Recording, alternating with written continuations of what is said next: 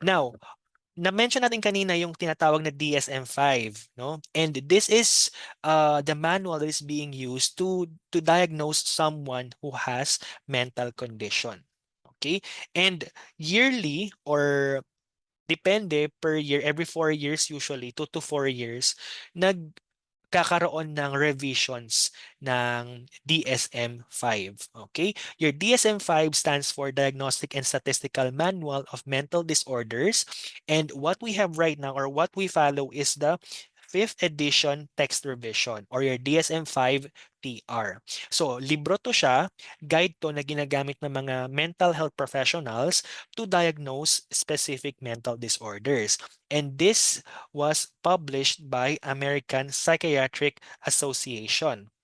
Okay? So, ang pinaka-latest release was the year 2022. Okay? And what it gives us is it describes all the mental disorders, outlining specific diagnostic criteria based on the clinical experience and research. So in other words, kaya to nabuong itong book na to because of clinical experience and research. Now, based on these findings, doon nila na-compile at doon sila nakagawa ng outline kung paano mag-diagnose ng mga mental disorders. This book also serves as a helpful resource to understand the reason for admission and about the nature of the psychiatric illness, since this is a compilation of the descriptions and diagnostic criteria used. Okay? So ano yung mga purpose kung bakit tayo gumagamit ng DSM-5-TR? We use this to standardize the nomenclature. Pag sinabi nating nomenclature, this is the naming system. Okay, para isa lang yung ginagamit na name natin to a specific mental condition.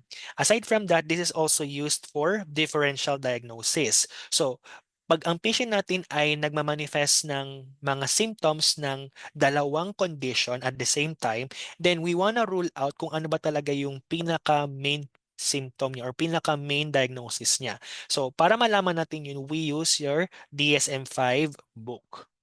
And lastly, we want to know the underlying causes because there are also disorders na may physical condition na nagkakos ng psychiatric conditions. So these are the three purposes why we use DSM-5 as our basis in diagnosing patients with specific mental disorders.